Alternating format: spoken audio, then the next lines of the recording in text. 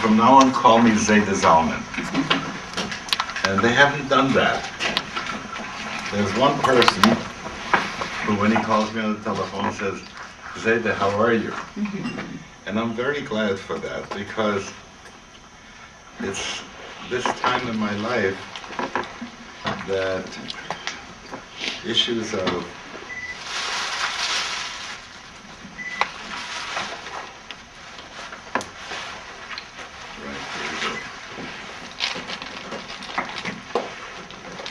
that I feel that I ain't what I used to be. You know, I'm listening to some tapes that I recorded years ago in Berkeley, and who was that guy? He really had something good to say, you know. And I'm not as sharp as I used to be. And as I keep saying to people who are involved in spiritual eldering, that at this time in my life, there was another red one like this on one of the tables.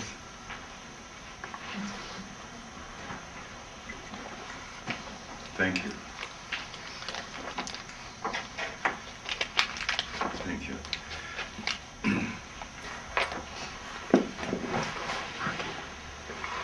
That in spiritual eldering, I'm now in my December years.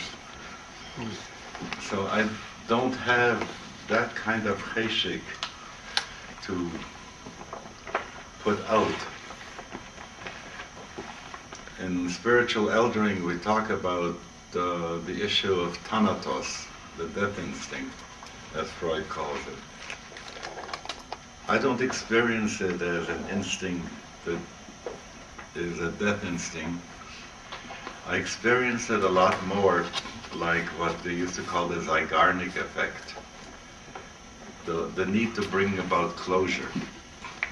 Whereas in libido, you can't wait to open up more and more possibilities, you know, partners and enterprises and what have you. In thanatos, it is, no, let's see, what have we got that we don't need anymore? Okay. And what are the incompletes? For me, the thing that begins with Hashpa'ah, spiritual direction and so on and so forth, is one of those incompletes.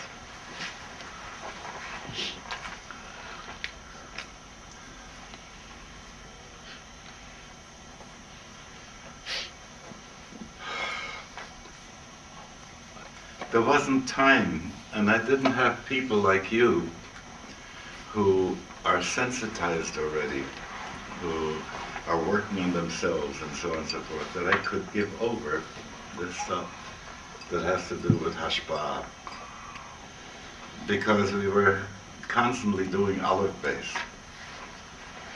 One of my critiques about our chavarot, our shuls and so on and so forth is that they constantly have to be open with a low threshold to make everybody welcome and accepted and making entrance work. My critique is that we don't have a next echelon thing happening for people who would be bored already by doing that again, which is how many hakdamot, well, you know, it's like eating hors d'oeuvres all the time. I want to get to the main course, as it were. And this is part of the main course stuff here. And I would hope that when you get to your chavarot, to your shuls, to your groups, that you would be able to single out some of the people with whom you're doing Hashpa'ah and have a minyan or a development or a group, like there was a Chevra Mishnayos, there should be a Chevra Hitbonenut, for instance, you know, a Chevra Cheshbon HaNefesh people. I read about this amazing church in California, they call it the Saddleback, I think, church. And there's a guy who wrote this book that was talked about when this gangster broke in and this woman fed him something, and what was the book? Do you know the name of the book? What's it called? No, I don't know the name of the book, but I know what you're Something saying. about, it has to do with commitment, really saying, are you serious about life? Basically what this is about. So he has a congregation of 24,000 people on a Sunday. I don't know if you can understand what this is about, but if you look at the Mishnah and Brachot, when you do Birchat HaMazon, with 3 you say this, with 10 you say this, with 100 you say this, with 1,000 you say that. What kind of Birchat HaMazon you would have to make with all those people? But why is it that the church is so capable and is not falling apart? And they say because they have small groups of 7 people who are doing the spiritual work together. And I want to say, I am concerned about, being in the December years, I'm concerned, what's this business going to be like? Will renewal be a 1 or 2 generation phenomenon and then disappear? What's it going to be like? Will it put into the world what it needs to put into the world?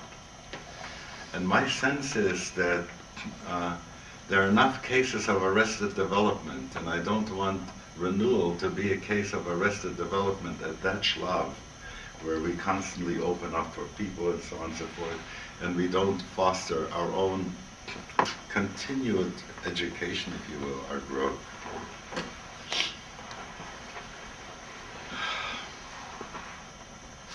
I want to invite today, among all the neshamas of mashpiyim, people who were my mashpiyim, and the mashpiyim who were their mashpiyim, I also want to invite today Reb Gershon Henoch of Radzin, whose yahrzeit it is today. He is a Balat Chelet, from whom we have the renewal of the mitzvah of Chelet.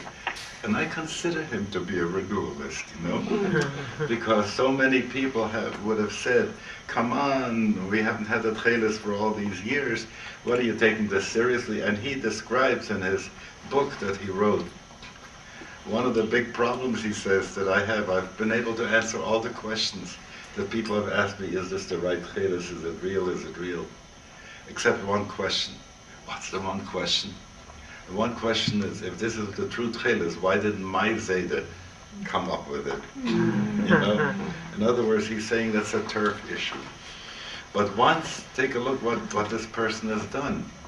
He went to the Adriatic, spoke to fishermen's wives, found out how they're making their color of blue, and created this whole renewal of this possibility. So I want to invite you, Reb Gershon Henoch, to be here with me to help people learn about Hashpa'ah. So I want to begin first with a nigun, and then to go to, and to also treat this not as a shir so much as a verbringen. Okay? Because that's what the mashpia, if I asked, where is the scene where the mashpia was doing his stuff? It's at the verbringen. We had a Rosh Yeshiva. His name was Mordechai Mentlik. He had a red beard. Was wonderful and sharp. And he gave good shiurim. But every once in a while there would be a Yom Pagra, a special holiday, a special yontif, a yahrzeit or something like this. And then little by little, like in that symphony by Haydn where each one plays his thing and then goes away, we would sneak out of the Beis Medrash and go to Flatbush, where there was a little shul, and there we brought our bottle of samahonke. Samahonke is home-made spirits, that we got from the shamas who made it from potatoes, pesachike bromfen.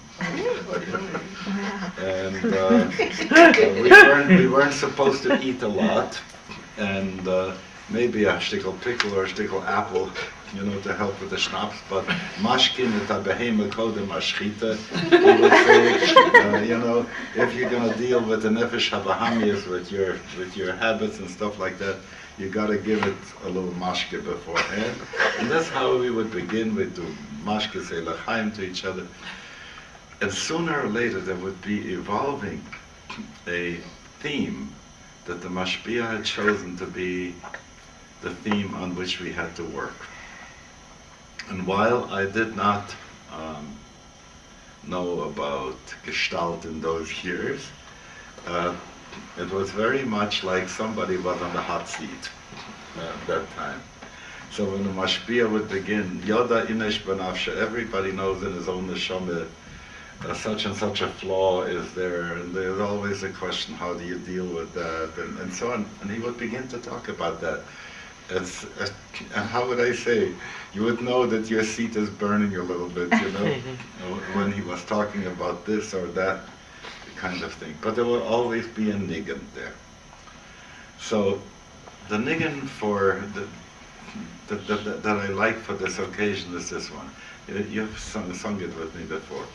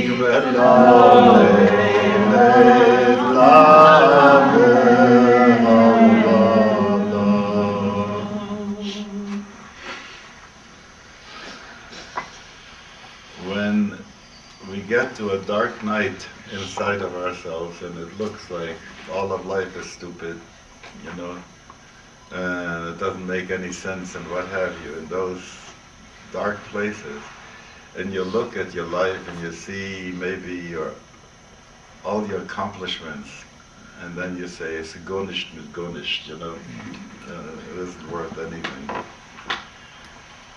Then it hits us how among all the needs in the world that we have, is the need for significance so great that we want to be able to say, Laman lo nigal arik.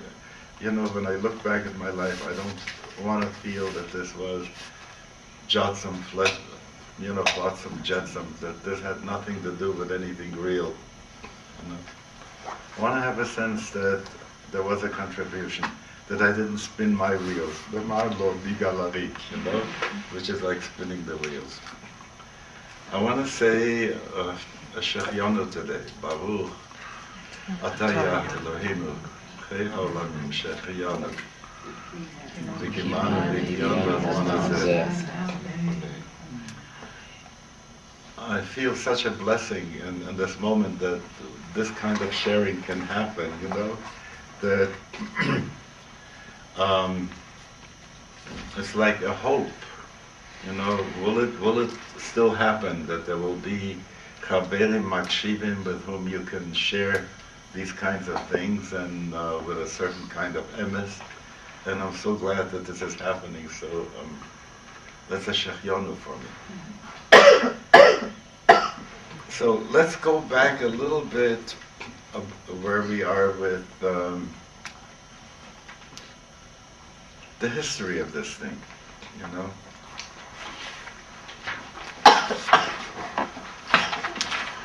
In the big spin, look, there are facts, they're the facts.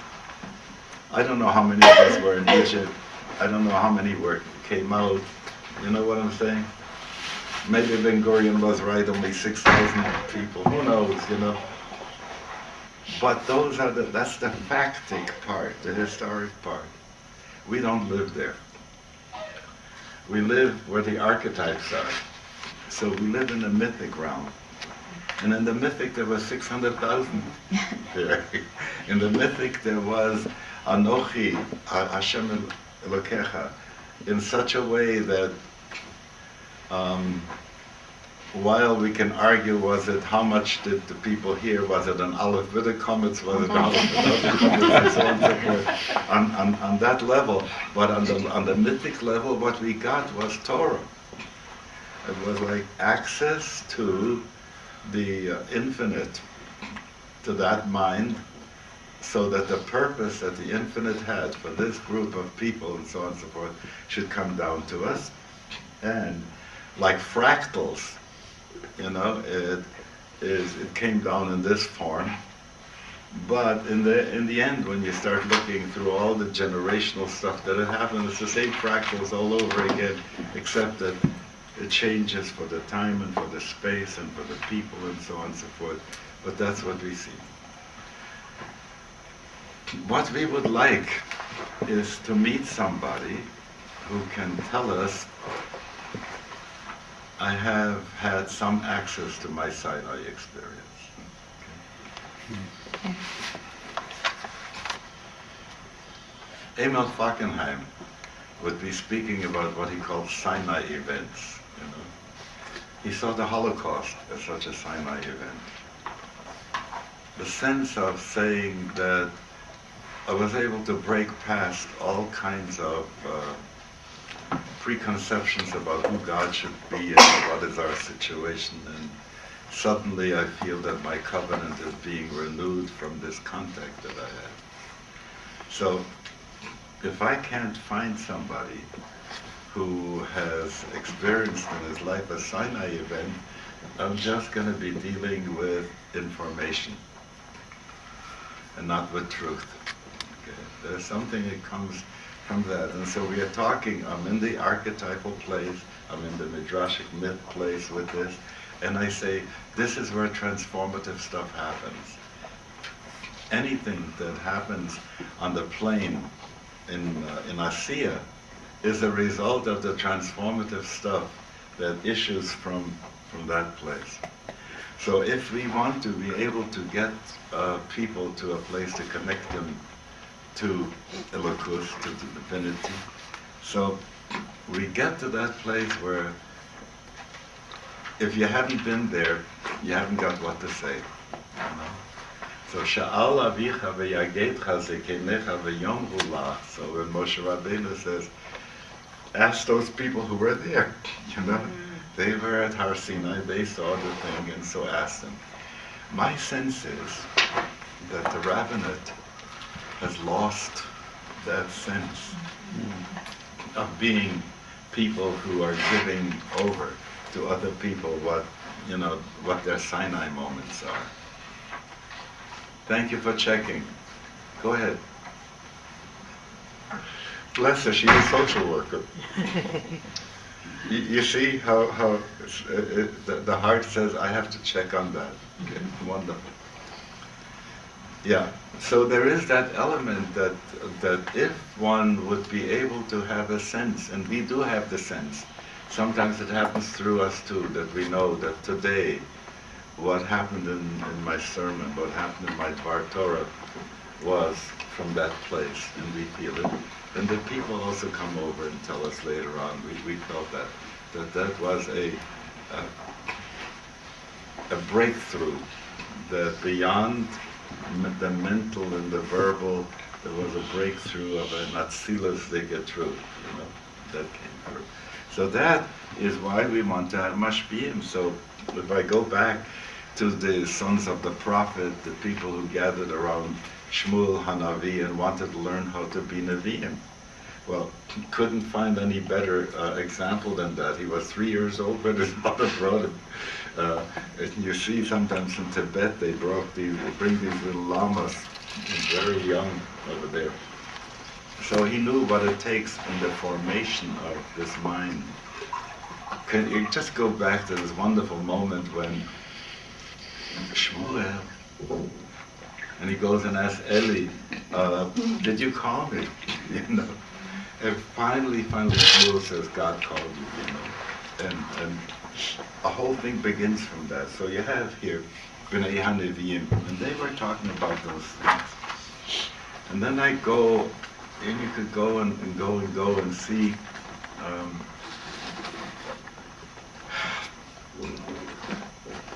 through people like Rabbi Kiva and his 3 friends who went into the parties,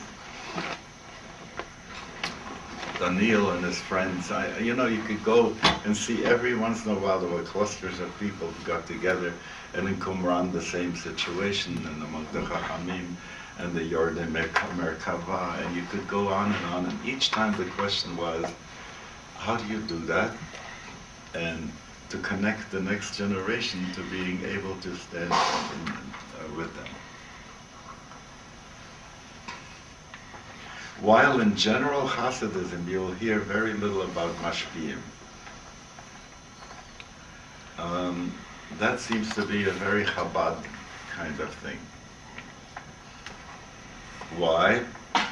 Because the other Hasidim are thinking there's a Rebbe and there's a Hasidim. And in between there is a group called the Ältere Hasidim, you know, the Oisgeweckte, those people who have already been around and they know their way. But they were not officially appointed to be mashpiyim. You came to them because you saw this guy daven and you say, I want to be in that number, you know, I want to daven like he davens. Yeah. So what could you teach me? What could you show me? And also, are you able, do you mind if I'm going to try and, I'm going to say mimic you? And that's not bad, because how am I going to do those things that I don't have words for? When that person is standing there in davening, and I have a sense, not only from his goof, you know, that he's lifting up his heart at that point. And what am I trying to do? I'm the eager kid who wants to learn. Let me see how he's doing that. Now I'm in tune with that. Yeah.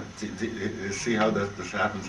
It is by mimicking, by pretending, by emulating that you go into the situation. And the mashpia has to be able to do that in a kind of clean emes. You can imagine how it would begin to stink if this was a way in which the Hashpa'ah was trying to say, see how good I am. You know? How that would turn someone off. And we have experienced people too who sometimes are giving it to us in that way, and we realize this can't be my teacher, you know. There's too much that he wants to get out of that for himself. So we had Mashpiyim, and I go and think of my unofficial ones, the people that I met in Belgium, who sometimes did for me these kinds of harsh things. I'm looking into a Tanya because they hadn't invited me yet to the Tanya Shir, and I wanted very much to get into the Tanya. And this guy comes over to me, sees me with the Tanya, and shuts the book and takes it away from me. Oy, did I feel bad. I reached at that point for the Mesilat Yesharim by Lutzato and open it up, and he comes and does the same thing to me. And finally, he hands me Hirsch in German, the Choreb. Yeah. And it was such a put down, you can't imagine what a put down that was, you know? But it also told me, are you finished yet with the Choreb that you want to reach to the other places, you know? And that was a harsh kind of thing to do. I don't expect you to do that, but I expect you to have the discernment that when people like to reach beyond their capacity. I remember about 10, 15 years ago, everybody wanted to do Abolavia, ho, ho, ho, ho, ho, ha, ha, ha, ha, ha, and go into that kind of stuff, figuring it was a shortcut, you know. It didn't work for them either. What was the name of the movie recently? B season. B season. Yeah, B season, in which you had this too, you know, this business, trying to reach to the chaotic stuff without having had a grounding. So here's my Mashpa'ah, Rabbi Jacobson, who catches me one day when I'm davening, I'm making this, squeezing my face, and I'm saying, like, pretty please God, you know, and going into this quetchy place, and he goes like this, with his elbow in my ribs, and says to me in Yiddish, "Hast du geproeft mit Guten?" Did you try already in a nice way? And they said no. So here, I felt the ache over here, and I start to smile and start to the Dam Yishtavash, you know what? It makes a difference. So he caught me at this thing. This is the kind of craft that a Mashpa'ah has, to be able to see, is the guy doing it right? On the other hand, the word Mashpa'ah is a relationship word. And the other side of the relationship is Mekabel, the person who is receptive. And receptive is not, notice the word Mekabel, Kabbalah and all that kind of comes from that. Mekabel is an intensive form, which is not something he is just receptive like a goylem, but actively receptive to want to take that in, to participate in the thing. So the Mekabel also has to have a sense of Torah hi velo limud ani tzarich. I need to be chutzpahdik about that.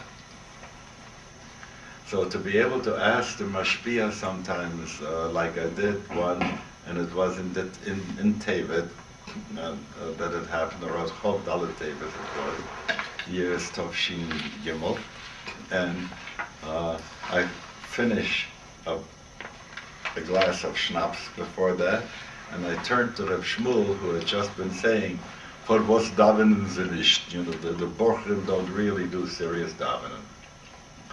So I say to Reb Shmuel, basically, could you tell me what you do when you're in daven? And I know the words and I know the siddur, but what's going on inside of you? And he gets boigus with me. What a chutzpah that I should ask him such a question. You know? Then he turns to Rabbi Jacobson and he says, he's in your class, you answer him. Okay? So Rabbi Jacobson, who had this way, you know, this kind of a way, so goes, over all these years I've been working so hard in prayer and he wants me to give it to him about reglachas, I should have And I say, you know, if you want us to daven, you have to tell us the thing. So Rabbi Ron Paris turns to Reb Jacobson and he says to him, is doch volkgerecht. After all, he's right, you know? So they all turn to him and say, no, to sagt you do it. So you should be the one to talk.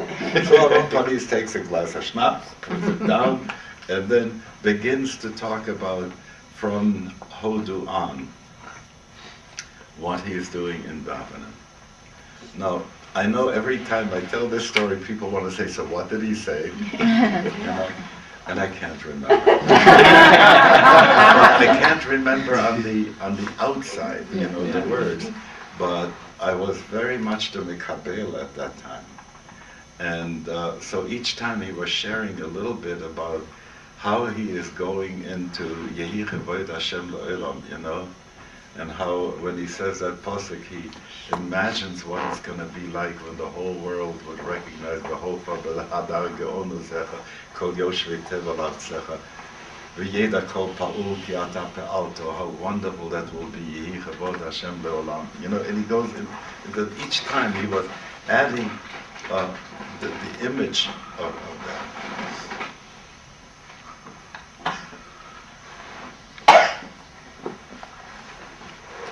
And he went on until he came to the Amida, and when he said, and that's when I say Gaal Yisrael, and I feel that all the fetters are off, I'm redeemed. And now he goes into the Amida and he says, and the rest is not for you.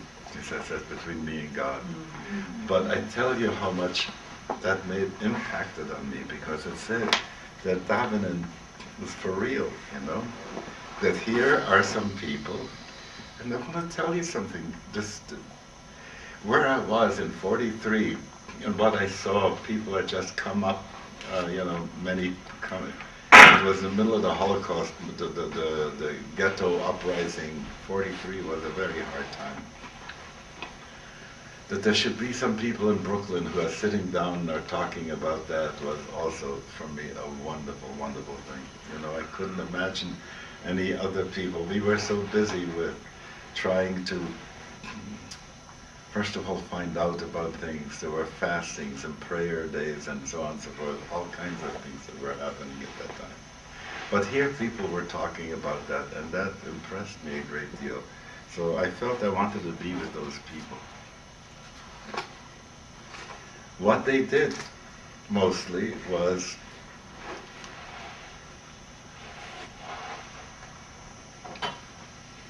what is it that when you see a travel poster,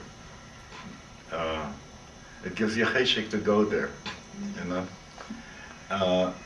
Most people haven't seen the travel poster of the higher worlds. You know, what is it that you visit when you go to Yetzirah? What is it that you experience on Shabbos? You know? Because we live by the modeling. If we don't have a sense of what it is, then we can't go there. So opening the imagination is so important to be able to say. And this is why I like those Hasidic Maises, because as Heschel would say, a Maisa is a story in which the soul surprises the mind. That's such a wonderful way of putting that. Because it opens up possibilities and shows us where else one can go. many of the people who come for counsel and so on and so forth haven't yet seen the other possibilities. Now, here's where we have to be careful. You don't show the possibilities too soon. You have to have a sense of libo doik b'kirbo, that the person is caring and there's some concern about that they have a spiritual concern. Then you can say, well, let me show you, there is another possibility, and and maybe we can tune into it together, so then you can work on that in your inner life.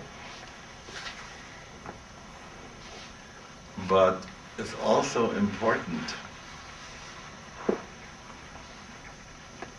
not to throw it away, because if you think about how people would say in the 70s, 60s, I was into that, and I'm not into that anymore, I'm into that, you know?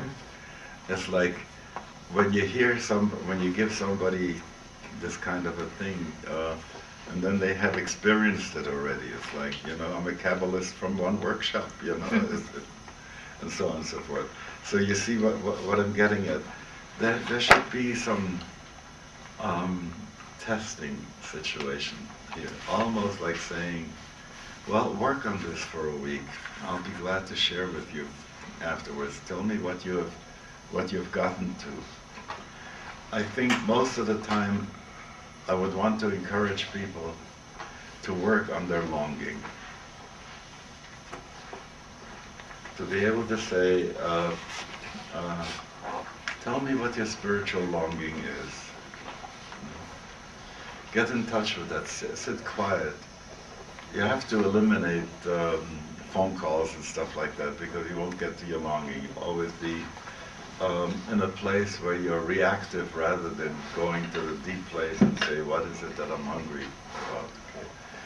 So the longing, developing the longing. Once you feel there's longing there, then you can already show a little bit. And that's important. Now I want to go to the issue about spiritual direction and some theory. Once you have a four-world approach, you recognize that something has to begin in Asiya.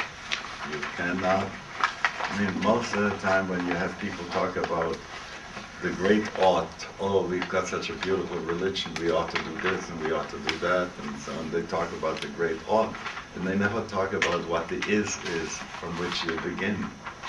So it's important to start dealing with that. So there's Asiya.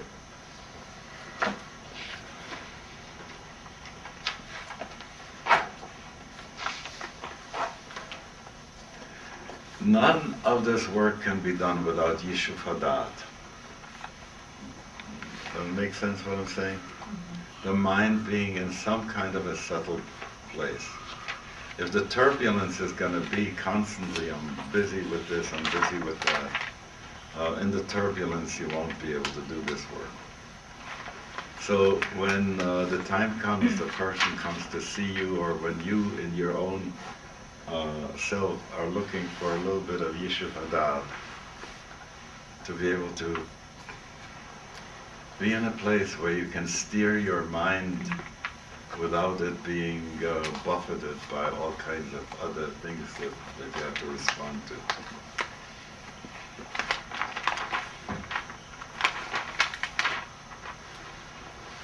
The mind, we are so used to this attention deficit. People talk about this attention deficit disorder as if you're born with that. I think it is induced by television and by the media. Take a look how, I might get interviewed for an hour and a half, and then they'll show 2 minutes of what I've said, because that's how it goes. And we from one thing. There's some movies that I come back tired seeing, because they're moving so fast from one image to another that I never have a chance to get to that.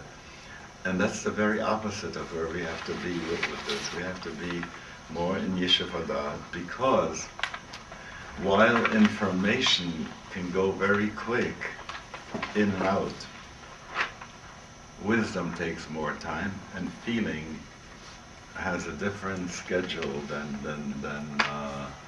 it doesn't go with fast ahas. Feelings have to take a little more time. When feelings begin and you can start, most of the time we want to get past the feelings because every good feeling brings with itself also some of the stuff. So sometimes it doesn't feel safe to be in the feeling because we have underneath a lot of pain that we didn't pay attention to and hurt and stuff like that. Feeling takes time. So without Yesod Foundation, you can't get to feeling time either. So that needs to happen.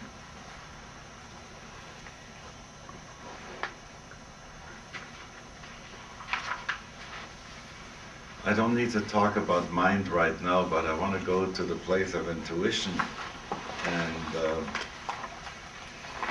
realize that we don't have much work. We don't have many words for intuition. And most of us have not spent time in intuition land, if I want to put it this way, to trust it more, because it doesn't have words. Yetzirah, feeling, and intuition don't have many words. We always borrow words from other realms. If I want to talk about intuition, I borrow from the realm of thinking to talk about intuition. When I want to talk about feeling, I borrow from the sensation. And I say, oh, this was so sweet of you, you know. I was so bitter about that. It was dark. Notice all the words that we use. We don't have vocabulary for feeling that's really good. So you have to be aware of the four worlds approach, because when you, in Yiddish there's a phrase, verbieten de Yotzres, meaning that on Parshas Poro he was saying Parshas Zocher, you know. You mustn't have a category error to say when you're dealing with Yetzirah, it's different than when you're dealing with Bria. Some of us are much better in dealing with ideas than with feelings, but you know, we have to pay attention to that. Now, in all spiritual direction things that I'm aware of, whether it's in Vedanta or in Sufism or in Christianity and so on, you have those four things. There are some people who will give you aids of what to do on the behavioral thing. Then some people will give you aids of how to feel about it, you know, what the attitudinal thing. Then, let's say in Buddhism, they'll give you the right thinking, the right way of knowing things, you know. And so there are these four levels, and it starts from brain physiology. That in the reptilian, we go into Asiya, protecting our turf, making sure we have to eat, we are safe. And in the limbic brain, we like to be with more people, we like to do rhythmic things, we are sharing with mammals at that time. And then there is the cortex in which we do our thinking. But there's a lot of brain capacity that hasn't been invoked yet, and that's the place where intuition is. And so when we say, it occurred to me, you know, when they say it occurred to me is, ve'achochma me'ayin timatzeh, you know, it occurred to me from ayin, meaning from the intuitive place. Okay.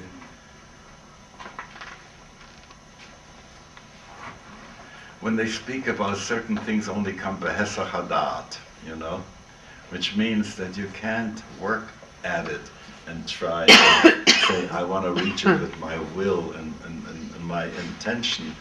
It comes like a mitzvah, behesach hadat, suddenly it's there, you know, it occurred.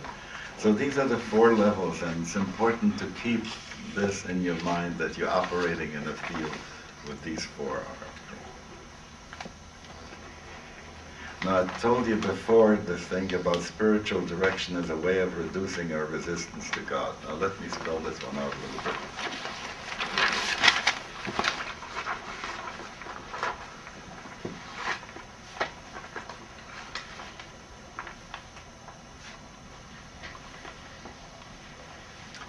most of us, we want to always talk about the nice emotions, the nice feelings. So we want to talk about our love of God and so on.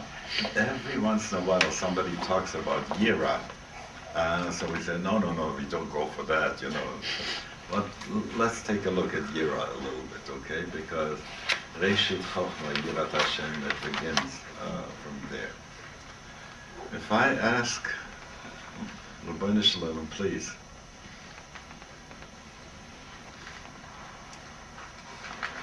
let me be totally transparent to your will, to your mind.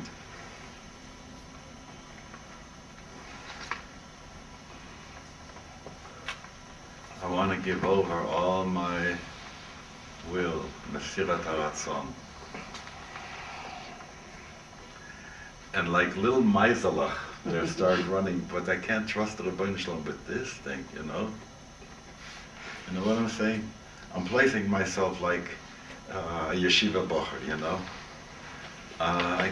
Yes, I'll trust God in everything, but will I ever get laid? Do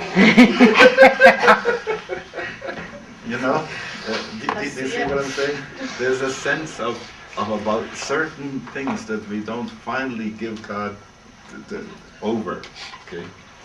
And if it were to be that all of a sudden this would be taken away from us, that it wouldn't be within our will, our purview, our power, and so on and so forth, we are afraid of that. Okay? So even to the sense of being able to say,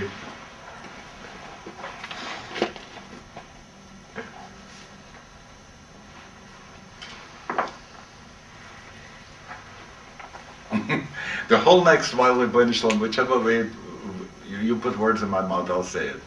Wait a minute.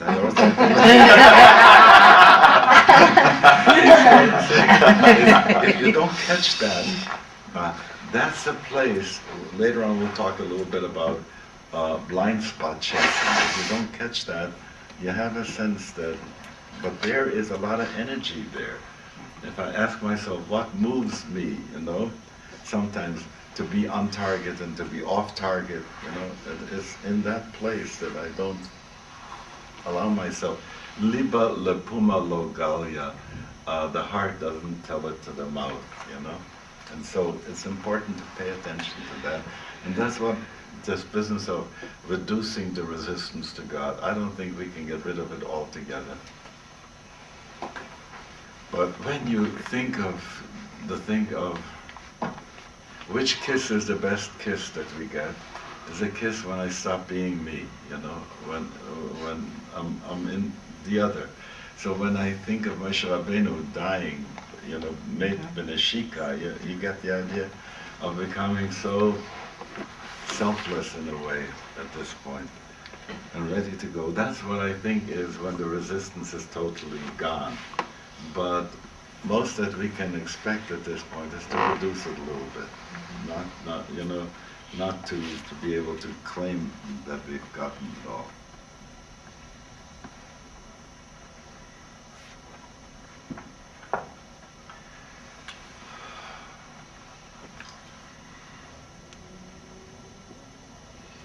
Last Shabbos, I have the nachas here. There's one Chabad person here in town with whom I have a shir on Shabbos morning before davening.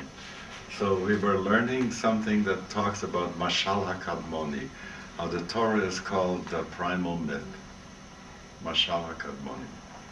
And Rabbi Zalman puts it so, he says, everything that we say about God, our souls, and our relation of that is all mishalim. Nothing is so much the reality, it's always a mashal. So when you learn Torah and you do the davening and so on and so forth, on the one hand, we have to be in the mashal. On the other hand, we have to know it is a mashal. Remember that wonderful thing about that Kafka tells about parables. One guy says to the other, what's the use of all the parables? Parables ahim, parables aher. It's not for real. So the other guy says, the trouble with you is you never lived a parable. But if you could live a parable, then the parables would come true for you. So the other one says, I bet you there's only a parable. He says, you win the bet. It is only a parable. However, you only win in reality. In parable, you lost. Okay? So what I was saying before, we are dealing with the realm of the archetypal stuff. We live in the Olam HaMashal, Olam Al-Mital is what the Sufis call it, and so you have, in that place, you have to live the Mashal. You know, you enter into the role. I was telling a group of people about davening, and my daughter Mimi was at that time taking lessons from Lee Strasberg in New York, the theater stuff. And she says to me, Abba, I know what you're telling the people. So I said, what? He said, you're telling the people how to daven by the Stanislavski method. You know what? And she was right, because you go into the mashal, and so when the chazan begins, and if he really were to mean it, hineni, heyochni mimas, nirash benivcha, mipachat, yeshet tihilas Yisroel. You know, if the chazan were there, could you imagine where we would get with such a hineni instead of hineni? It's like what he's saying and how he's doing is such contradiction. Okay. So there is a reality behind the presentation, and if you are talking to people about something with an understanding that while you're talking about and using words, but the reality is the one behind those words. So you have to, as a good mashpia, be in touch with that reality when you're using the words, okay?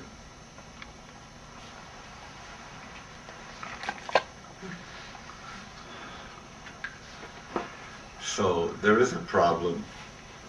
You meet people and they come and they present, there's always the presenting problem they talk in therapy about, you know.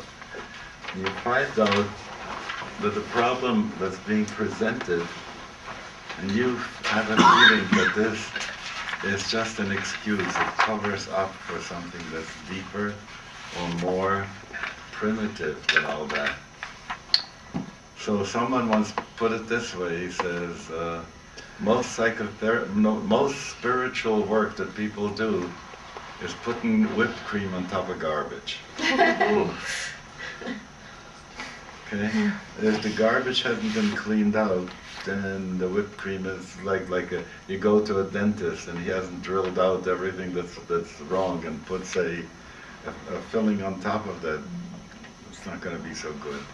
So the issue of discernment comes in on part of the mashpia at this point, to be able to say, and not to say you got to first fix the other stuff, but concurrent with the other stuff. Let me spell this one out.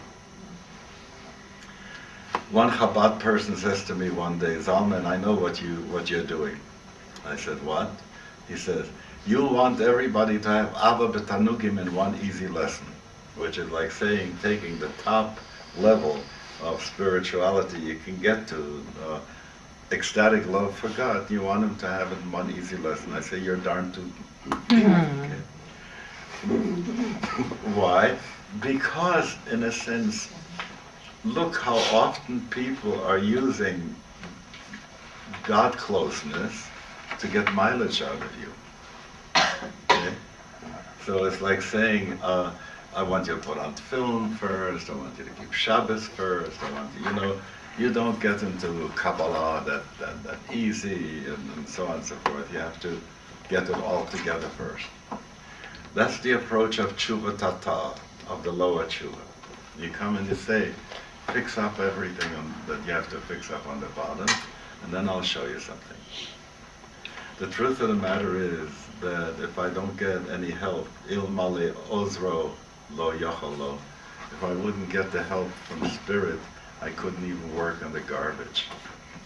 Okay? I have to have some kind of sense of support. So in compassion, we can point out that there is real work to be done on the ground level, and to say, and if you want to be able to lift yourself out of that situation, here are some of the things that you might do that'll help you keep your neshama together. So if you have to be in the subway, you know, and it's shaking a hin and a hair, but you have a strap to hang on to, it's going to be better. So the spiritual support for working with that is important. So you can't just say you haven't taken care of the garbage. I'm not going to give you whipped cream, but on the other hand, it's necessary to be able to say, I will give you something to nurture you while you make your way through that. Then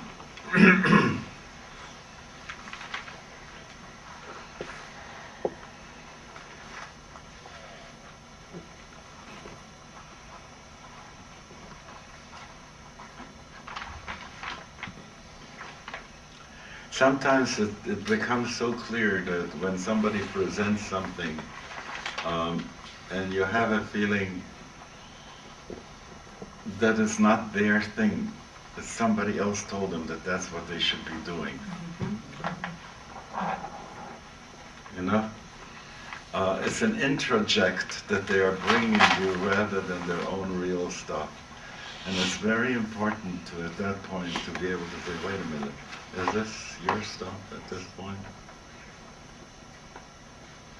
So my Hashpa'ah tells me one day I should go and ask the Rebbe help about this and that. And I come and see the Rebbe and I tell him as if this was my problem, as if I presented. And the Rebbe smiled at me and says, "Du hast noch nicht bei der Bayer, das soll sein für dir an ich, a kasha, you know? You're not at this place yet where this becomes a difficulty for you." Okay? And I said, really, it's a compassionate put down, you know? But it was very important because it was an introject, it wasn't mine, you know?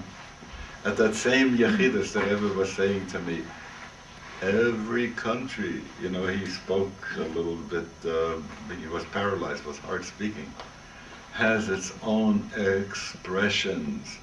In America, there is, in America, is the Apid Gam. Take it easy.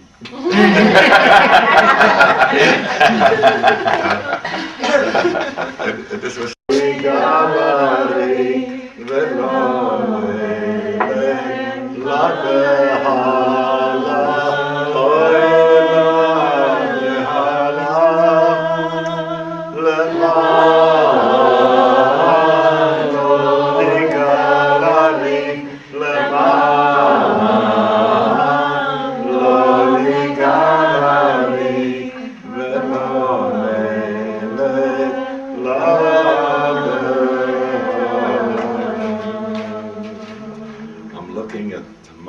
here, and it tells me that I should cover the ground, so we'll see what we can do here. If you've ever been to a recording studio or on camera, you know that they will have a light up there to show you that you're on at that point. It would be kedai in the place where you're going to give spiritual direction to someone, do Hashpa'ah, that if you set up a time for Hashpa'ah, that you light a candle there. And that you have a sense that this isn't a transaction that's going to be happening in the presence of God. The Shekhinah will be there and be there with you. That witnessing thing. I don't know whether you do journaling or not, but I think it would be really kedai that sessions that you have with people, that you do some journaling. The Piasetzner was asked one day how come he could, with all the busies that he had, write so much Torah. And he said between one chassid and the other he always takes notes. And it wasn't necessarily that he took notes about the conversation that happened, but what occurred to him at that point. And you will see how that will also help you. You may be able to say something, this didn't come off so good because I wasn't in the best space for myself. Or you may want to say other things about surprises that happened to you in the situation. So it's always a very special, Yechidus is a very special thing that you have with people.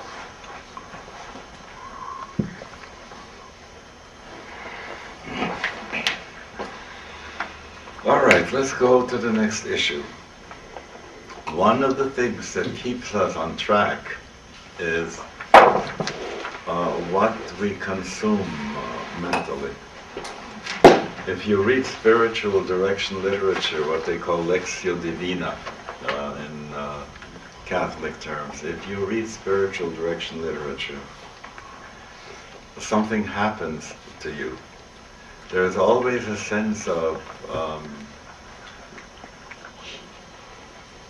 how would I say, God's bungee cord pulls you, you know, when you are reading some of this stuff that comes from the past. It gives you a different take on things.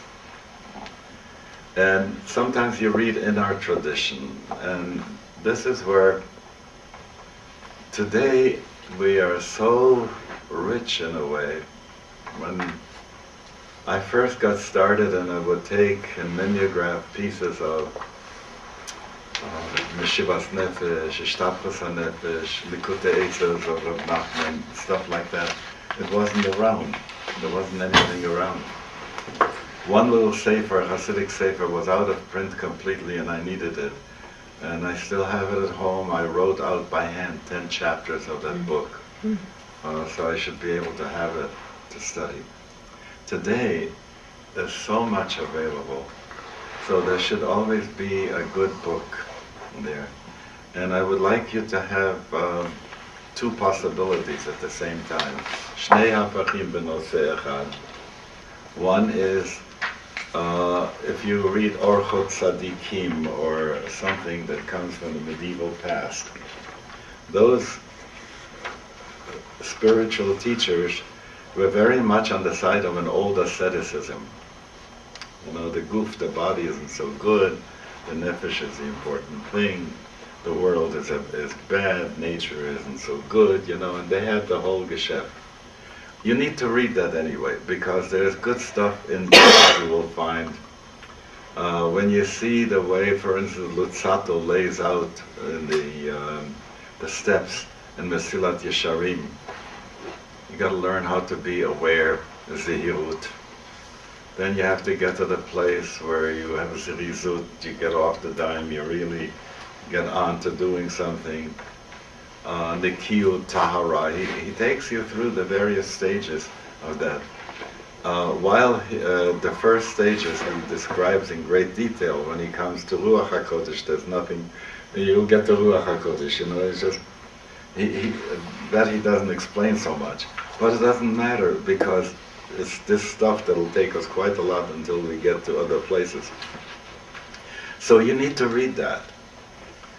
On the other hand, it's also good to read something by Rami Shapiro, you know. I see Rami as our Taoist. So you have the conflict, if you will, or the two poles, is much better, of Deuteronomy. Moshe Rabbeinu saying, don't do this ever, always do that, you know, and so on. And you don't go yamin and small.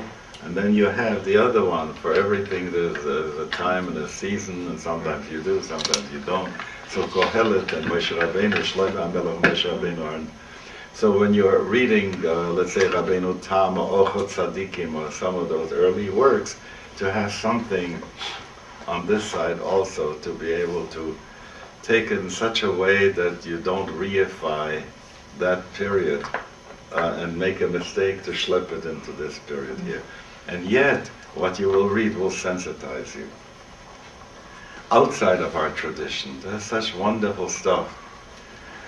Most of the time, if I had to say, when did I begin to appreciate what was in our tradition? a lot more when I went outside of our tradition. You know, when I got to see, because there is what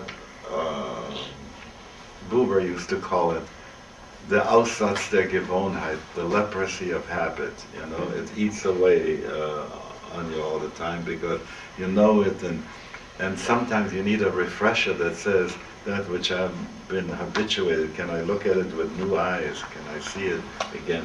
And that doesn't happen until once I read about Ramakrishna, I began to appreciate our Rabbis. You know what I'm saying? It's like it takes that. I wouldn't have had a sense of the Mittler Rebbe as I had after I got in touch with St. John of the Cross. It's that kind of a thing. You see it from the outside, you can come back.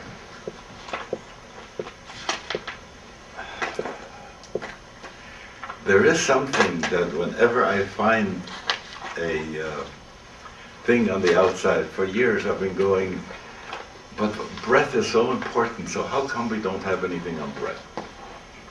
You know? And you'll be very hard put to find something on breath. And then I started to find out a little bit more about pranayama and how breath things work and so on. And I came back, I'll call Neshima Tahalil, and you get to stuff of this sort. So even if you borrow from elsewhere, it's important to make a loop, a stitch back to our tradition, to be able to connect it with something that is already there. Two things happened. One, I was reading Rabbi Yosef Ibn Chikatela in his Shari Ora, and it happened to be on Shabbos. And the problem is that I couldn't underline. So I often see wonderful things that I don't underline because it's Shabbos. And then it's like that, like some of these fantasy stories like Brigadoon, you know. I come back and the door is closed and I can't find it anymore. So there was this thing about when the yud is when the lungs are empty, compressed. The hay, the first hay is the in-breath, nishmat chaim, nishmat chaim. Ruach is holding the breath, and breathing out is nefesh, vayina, okay, breathing out. Now I've been trying to find this later on, I haven't been able to find it. It may just be that I was in touch with him at that point and he was giving me a pointer. But then to be able to say, aha, now I can know what to do before I do Elokai Neshama Shenatata Bi. And every time I said, Ata Bara, the Mapike, Ata Yitzar, the final out-breath with that hay, with the dagesh inside, okay? Now, I can't say where this comes from, but it's important to actualize it and then make notes for yourself that you don't lose it, because these things are very quickly lost, you know? If I had every theophany that I had in my life all together at once, oy, what that be, right? And they go very fast, so when I read back my journals from the yeshiva days, and I got to know this Bacher, who he was at that time and what he was concerned about and so on. I really like him. He wasn't such a bad guy. But some of the things I'm still surprised to see that I'd forgotten it, and I did write it down and it was helpful to know. So, share with each other bibliography. That's going to be important. There's sometimes some new books come out. There's one called Presence, a conversation between four people, and it's a remarkable book. What happens is, I remember when Scott Peck was writing, there was stuff that he was saying that really spoke to us at that time that was necessary for us, and that's being current, and that's important. Share bibliography. Also movies that you see. There's now a whole spiritual movie group that sends out movies to you, and they have their own website and so on. And it's just wonderful to have that. It also keeps you connected.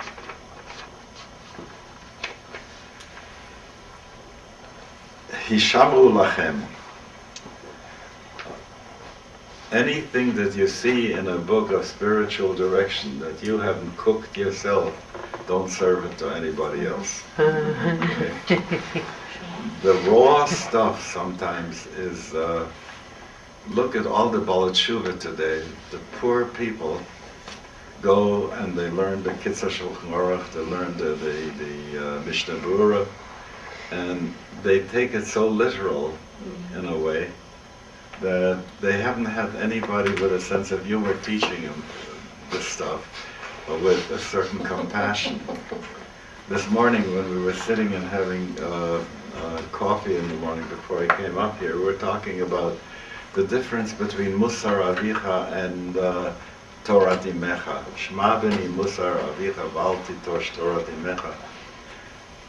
We are not in the position when Jews, every Jew today, is a Jew by choice. So we are not in the position to come with Musar Avicha. You know, when you couldn't help it, you had to be a Jew in the ghetto, or else. You could come with a finger and say Musar Avicha. Today, when everybody has to be really self-propelled in this thing and be a Jew by choice, you have to do it with Torah Timecha.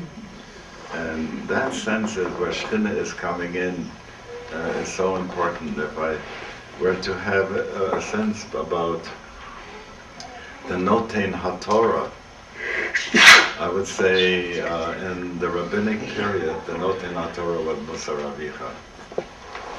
And in this paradigm, it is Torah Timecha. And it comes not so much from heaven above as it comes from earth below. In other words, the spirit of Gaia, the Rabbeinu Shalom, the Shekhinah, is speaking to us in a whole different way, in a more inviting and sustaining way. Most of the time we had the sense on the Musar Avicha, you do this and I'm going to watch you. Okay? And in Torah Timecha is, come, I will support you in doing this. Okay? What a difference that is, because earth needs to heal very badly, and whatever we can do to make Eim Habanim Semecha, that's important. Moshivi Akeret Habayim. And then the asceticism has shifted from the past. I'm going to give you this, Sham, I'm going to give you these sheets so that later on you can give them to people so they have the Seder in which we went. In the past, the asceticism was very clearly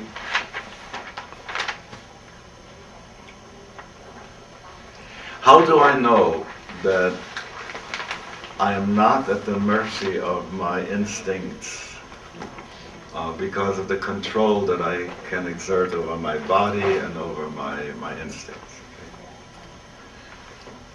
And that already had to say, like, I will not indulge my body, I will do everything for the sake of the spirit. And the language was clear in the Zohar where it said, Tukfa de gufa chulsha de nishmasa. The strength of the body is the weakness of the soul. Today we are getting a lot closer to mens sana in corpore sanum. You know, the healthy mind is in a healthy body. The Maggid of Mezrich said to his Talmidim, you make a small hole in the guf, you make a big hole in the neshama. So it's really very important. That brings us back to appreciation, and with appreciation to sensation. If we are starved in the limbic, we are going to get passive-aggressive to the world. Let me spell this one out. If I feel I never have fun, if I feel that I'm starved in this about good feeling, I don't get mother's milk from Torah Timecha, you know, then what is going to happen is I'm going to take it out on the world. And it'll be beyodim or below yodim. Most of the time it's going to be below yodim because I feel my dissatisfaction, I'm not happy in my body and so on and so forth. The sense of being able to. So when Reb Nachman was saying, when I was eating hot when I was young, so I shouldn't feel the taste. I was swallowing it down, so I shouldn't feel the taste. And my sense today is to go in a different direction. Time out for a moment. On Hanukkah, the Piasetzner was saying some wonderful teaching. He said, how could you say that God is fulfilling every mitzvah in the Torah? For instance, how could you say that God is eating matzah? Okay? You can't say that. So how does God fulfill that? And he says, through us. When we eat matzah, God eats matzah. Now think of that for a moment and sense of that, just as it says, what does God not have? God is an atheist, so God doesn't have a God, so how could God know what it feels like to serve God except in us, through us? What is it like to do a mitzvah? Through us, God can feel how that is. So if I enjoy something in this world and I do it only for myself, to chaparein for myself, and I don't want anyone to see how I'm indulging myself, obviously I create opacity between me and God, and that increases my resistance and all that kind of stuff. If on the other hand I go and say, this is so good, do you taste it in my mouth? You know, I want you to have this hanoi, okay? That sense is what's going to give us, heal our limbic enough so it won't go into the passive-aggressive thing. When we enjoy something, to be able to, not to deny it, that we are enjoying it. I don't really mean it. I mean it. It's really good, you know. It tastes good. So be able to do that. So to recognize that we have to help the people in the asceticism that's different than the asceticism of the past, which was to enjoy. As a mashpia, you have to also honor individual differences, because most of the books talk about this is where you begin, and this is the next step, and this is the next step, and this is the next step, as if everybody was on the same track. So it's important to know the difference between body types. The viscerotonic person will need to learn how to celebrate more. The cerebrotonic person will need to know how to meditate to keep the mind clear. The somatotonic person will have to know how to go and do a mitzvah for other people and live in that. So if we expect from some people to do it the other way, it's not going to work. There's a story in the cheder we had about Chusham.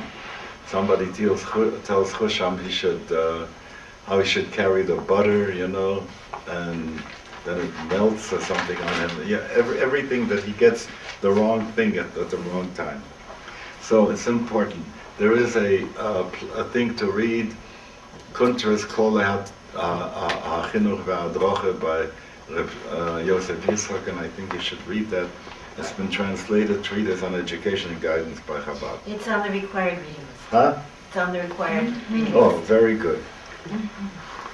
Then we talk about integration and transformation. Every time you take a person through an issue of transformation, you upset them. So you have to take responsibility for helping them integrate the transformative stuff. Roberto Assagioli was the one who wrote about this. He was a psychosynthesis man. And he pointed out that so many people have spiritual experiences that upset them. Now, if you go to someone who doesn't understand that this upset is not the early upset before integration, it's a later upset. You've made a breakthrough, and until you integrate the breakthrough, you're not gonna be your best self. and we hardly have time to integrate today. So a good thing would be that in spiritual direction you begin with your people and say, well, tell me, what have you already realized up to now? And let's see, how much of that have you integrated? And let me help you integrate it first before we move anywhere further with transformation, okay? I know that you read Ken Wilber and he says, translation isn't so great, transformation is a great thing.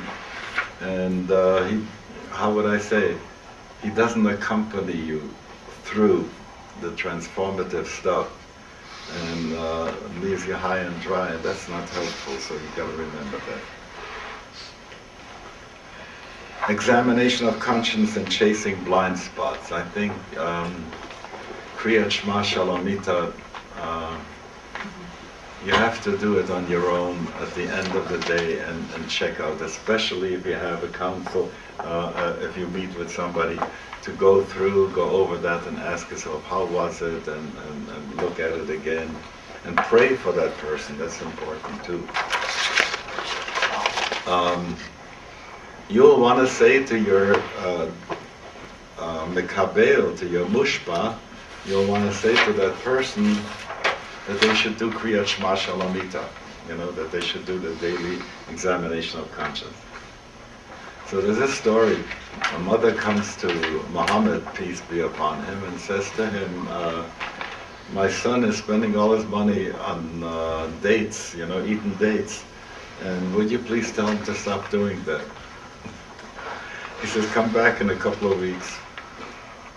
So she comes back in a couple of weeks with her son, and he says, you should stop spending your money on buying dates. So the mother says, that you could have said 2 weeks ago. What she said, 2 weeks I was spending money on dates.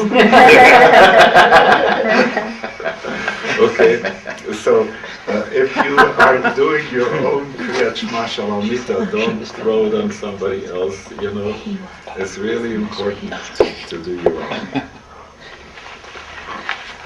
Chasing blind spots.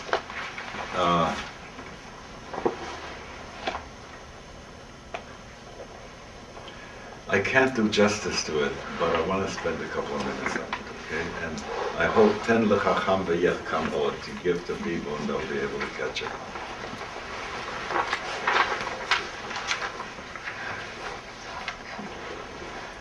Times when I make a mistake and I catch myself and I say, I'll never do that again. And then I do something and I realize it's the Zelbe Kala mit Anayim Shleya. It's the same bride, but she's got a new veil on. It's the same issue that keeps coming up, so that I might say, this has been my life issue and it comes in so many forms. If I want to find out what is the pivot that makes me always trip over that, I have to go and find out what my blind spot is. And the blind spot is not visible. It's very hard to chase the blind spot, so you need to have somebody to help you with that, to ask, what is it that I don't see? And as you work toward it, and the closer you will get to the blind spot, the more you will feel you have to go and pee, you have to go and eat, you have to do this, you have to do that, because anxiety is going to be mounting. And so if your friend can say to you, not have any agenda of their own with your blind spot, that's important. Okay? And can work with you, and then you'll find out for a moment the door opens. You say, aha, I see it.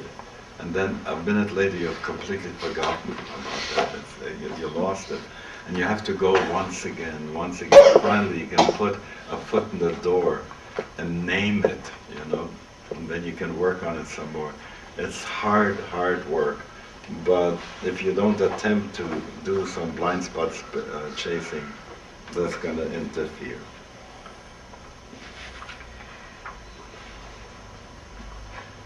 I have here a note, issues about chemical assists. And most of the time we don't talk about that. And I don't know, those of us who have used chemical assists, and I was telling you about how the mashpim were drinking their schnapps and so on. may have found that you got some insight using them. Sometimes you will be also talking to some people who come to you and who have used chemical assists, and it's going to be an issue how to deal with that and to help them in such a way that whatever comes through needs homework. It needs homework. I remember hearing from Alpert at one point, Ramdas before, says if you want to take acid, if you want to smoke pot, it would say take a day before, a day when you do it, and a day afterwards, so that the preparation time will be there. What are the issues I want to explore? Then the exploring them, and then the integration. And he said, when you're doing acid, you need 3 days before and 3 days afterwards. Another time he said to me, you know, for pot you need to have a driver's license. For acid you need a pilot's license. No, I'm just saying that these mind things are not to be taken lightly and done with responsibility, and if you are in that situation, then I want you to know that this is worth exploring. We now come to intercession, and I'm so happy that Ruth is going to do that Medis Yosha work. It's really important if you are seeing two people on the same day, that after you've seen the first person, you spend some prayer time and leave it in God's hands. Otherwise, you'll be talking to the second person still, really having in mind the first person you were talking to. And so also have a pushka there and put some stuck in. So you make a prayer for the person you have seen.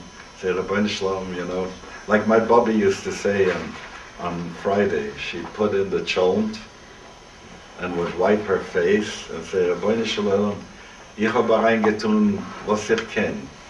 Jetzt tu du rein ein bisschen Tam Gan Eden. I put into the cholent whatever I could, but now you have to put in some Tam Gan Eden, you know? My sense is that you do the cholent up to that point, and then the prayer is going to be important to say, Rabbi Shalom, this is it, and it's not my worry anymore. Often comes people tell me and say, you know, what you said to me at that, do you remember what you said to me at that point? You said to me what really changed my life. Okay. I'm very glad, but I have forgotten it. It's not that I have forgotten it because I didn't want to keep it in my mind. It didn't come from my ego mind, so my ego mind didn't store it. So what happened is, I let go of that, and letting go of that is part of that prayer that comes afterwards. Preparation for a meeting.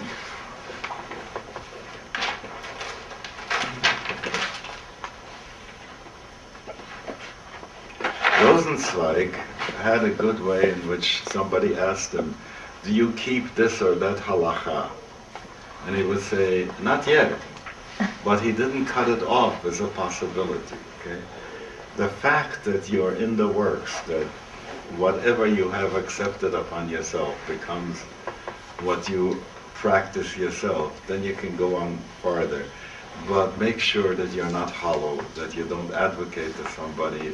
We're coming back to the dates again, you know, that you don't advocate.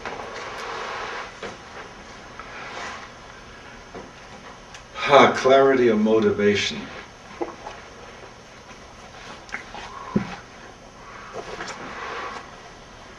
You know, I'm going through Kishkis about Abramov and this thing.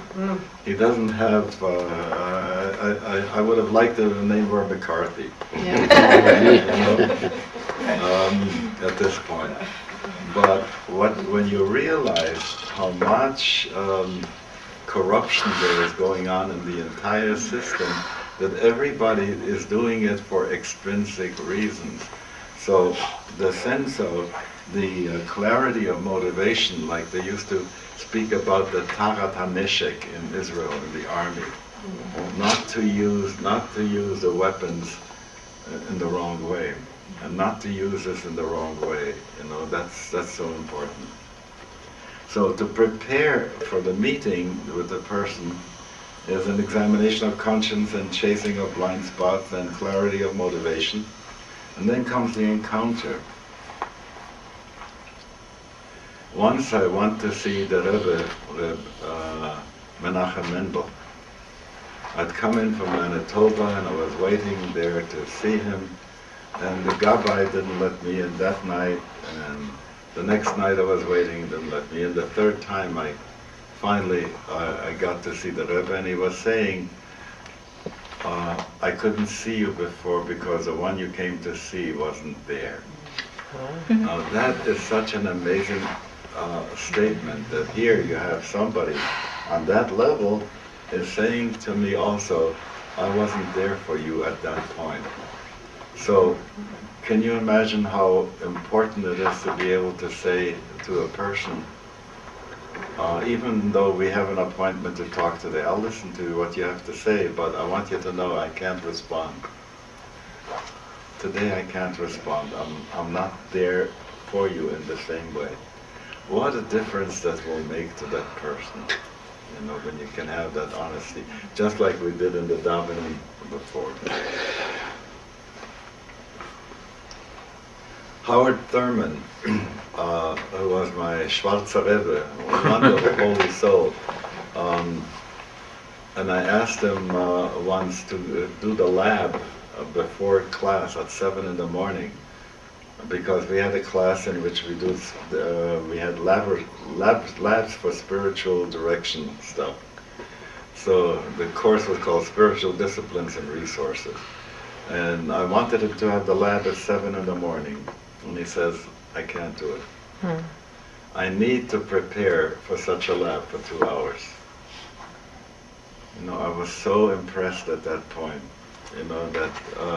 so I'm saying that if you come in from outside in a rush and you say to the person, come, let's get started with our conversation without having a chance to go pee first, wash your hands and say, I need a few minutes by myself to be ready. I think that's really very important. Okay. A mashpia needs to have a mashpia. So if you don't have someone with whom you can work things out, you're going to be of tzorus. The whole business of being answerable to somebody. For me, the problem was when I no longer had a Rebbe to whom I could come with my issues, I picked 3 people of my peers to be able to do work with them. There was an Ohalah meeting a couple of years ago. I needed to have Hatarat Nedarim, and I asked 3 of my older colleagues to be with me with this Hatarat Nedarim. So if you cannot have a steady mashpia, at least every once in a while, to be able to sit with friends and to say, what have you seen on me? What did you notice on me? That I'm unaware of myself. So before the High Holy Days, of course, that's important. Before other things, the best time is always not solstice, not summer solstice, not winter solstice, but equinox. What I mean to say is that when you are at a place where you're very depressed or very elated, you don't see reality too well. It's better to wait for that other time. Look at the traditional means that are available. I mentioned Hatarat Nedarim. Sometimes that can even be a part of healing. In one case, that was my first case in this thing, was a man who came to me too late about that. He had metastasized cancer of the bowels, and he told me that when he was 16 years old, he was sick, and he at that point prayed to God, let me live to 60. Now he was 60. And So I asked whether we could do Hatarat Nedarim on that. You know what I'm saying? It was too late, but if we would have done this a little earlier, what a difference it would have made to be able to say, it doesn't have to be 60, you can have more time. But if the body is so literal about these things, and it says this is turning off time, so I'm going to turn off. So my Hatarat Nedarim was about just that. I had a particular time in mind, and I wanted to get poor. You know? And at one point I figured this was a glorious finish. Remember Paul, what was it, Maud, Harold and Maud? Okay. Now, so look over the Hatarat Nedarim, look over the Hatavat Chalom, all those little things that you might find in the Siddur that are going to be very helpful here. Working on a dream with a person. Ribbon Shalom, Harini Shalacha. Can I have that Siddur, please?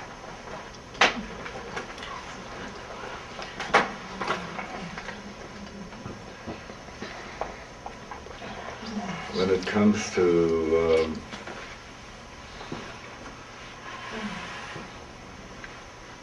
Birchat Kohanim, Ribbon Shalom, Ani Shalach, V'chalamotai Shalach, Chalom Chalamti V'en Yedei Mahu. Okay? So here's a formula in there. So look through and see what you can find in the Siddur of these little formulas, and then see how you would want to adapt them to your work.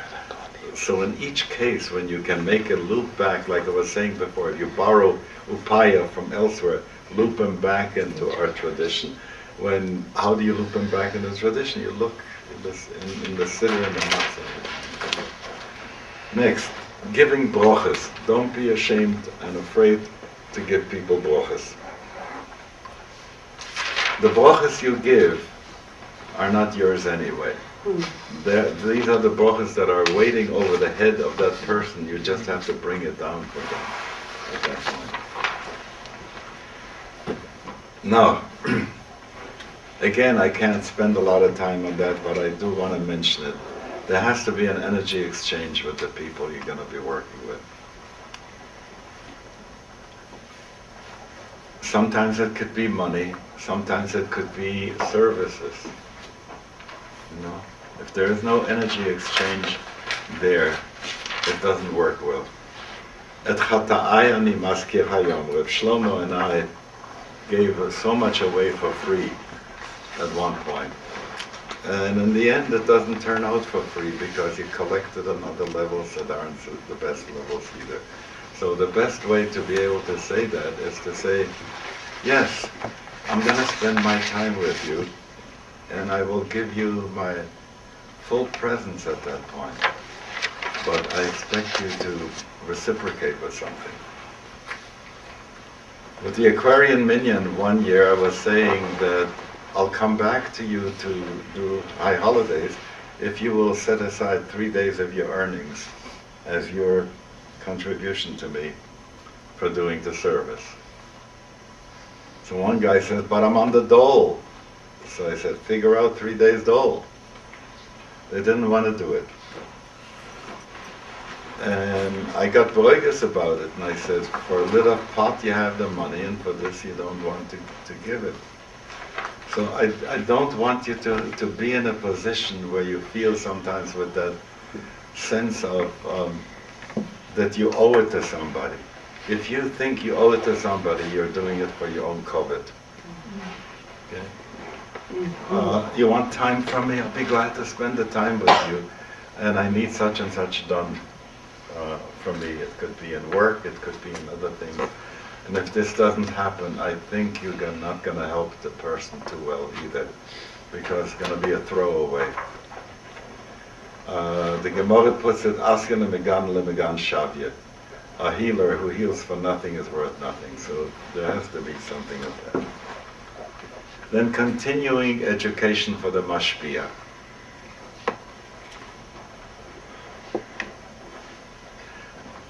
I took my son Yotam to Chicago with his equipment, with his computer, with this and that, so we had a long drive to Chicago. On the way, he was instructing me in the differences between hip-hop and rap and this and that. And I want to tell you something, that whole world is so strange to me. I have no idea about what it is, and yet, if I want to communicate with the kids, then I have to have a sense what they're into. My feeling is that that's one of the things that you have to ask somebody who comes, what books have you been reading lately? What movies have you seen? You know, what was your response to these things, so that you can assess. You aren't going to give a Briggs-Myers geschäft to a person.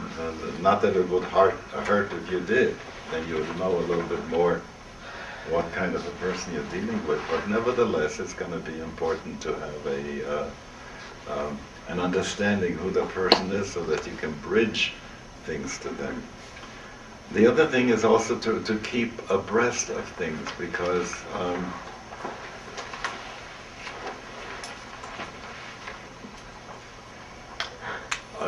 what can I do? I'm going to take the time. It's Please take whatever you need. It's too precious to let go of it. We have 3 hours before the next session. Okay, Take whatever good. time you want. Good, thank you.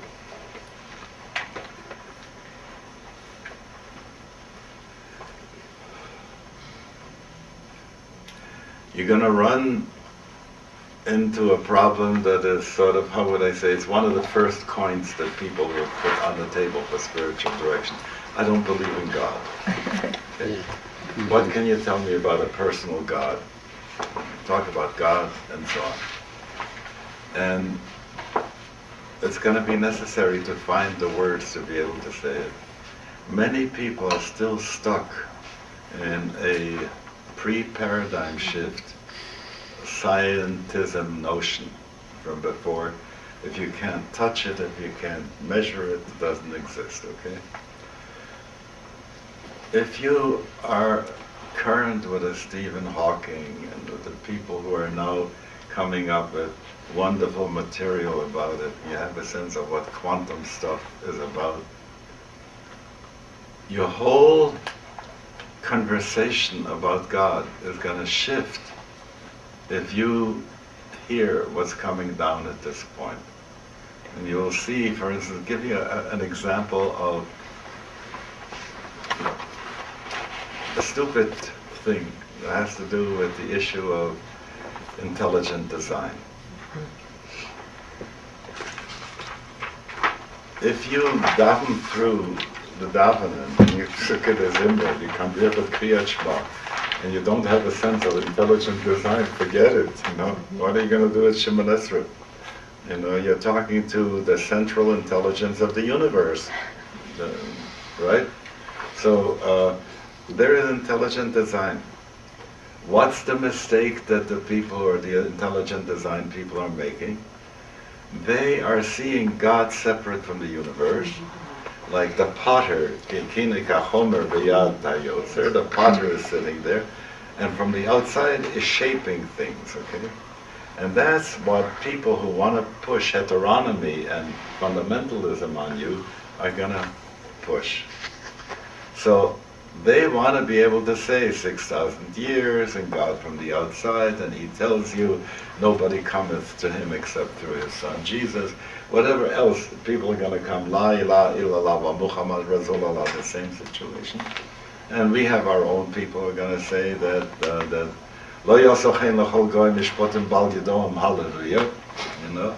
So we're all involved with stuff of this sort.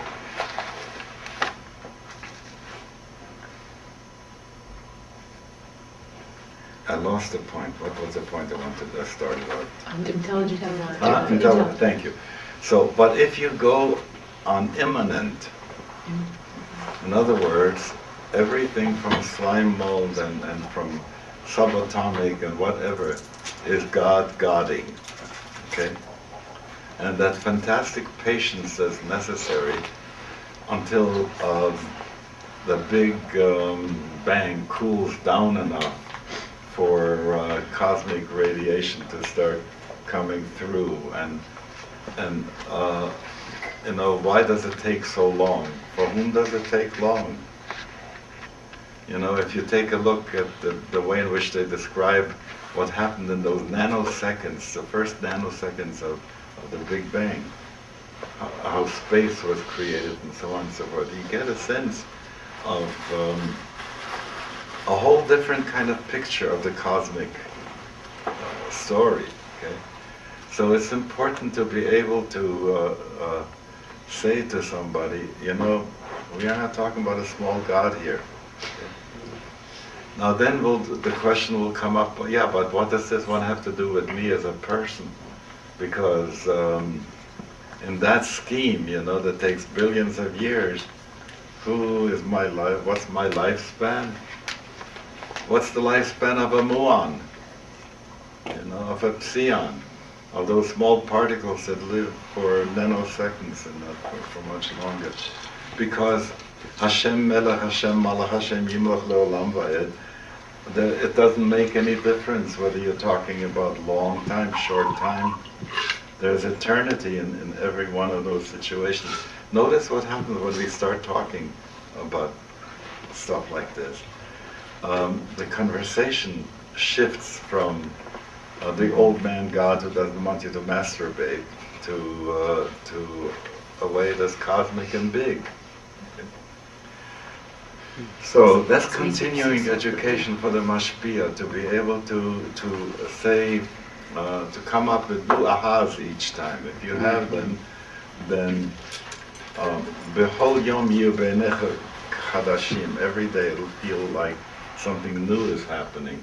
Reb Nachman said, if I don't have a chiddush every day, I don't even want to do it. Now, I want to say something about mashpiyim, and we're coming in for a landing. Opportunities within and outside of the establishment. Most of us feel that we are outsiders. How could we come to, let's say, a congregation, B'nai such and such, and say to the rabbi, I want you to know that I have trained as a spiritual director, as a mashpia, and I think I could offer something to the people in your congregation that they don't have at this point. I think you have to have the chutzpah to do that, and I think it's going to be necessary. Some rabbis will talk to you, and some rabbis will not talk to you. I go back to 76, 77, I was talking to Professor Eisenstein, Ira Eisenstein, about spiritual direction teaching at RRC, and he looked at me as if I'm from Mars or something like this. I was at Camp Ramah, and Professor Moshe, what was his name? No, Sadia Gaoni was his Geschäft. Zucker. Moshe Zucker. Yeah. So he was my arch misnagget. Everything that I was he had something to complain about. Why? Because I wasn't doing it the way in which he was doing it. So I asked him about spiritual direction literature, and he didn't even know the term. Now, how could you do Sadia's Emunah V'Deya without having a sense of spiritual direction? But it is like, it wasn't at all on the radar. Now it's on the radar, and I think that you have a right to say that I have trained for that.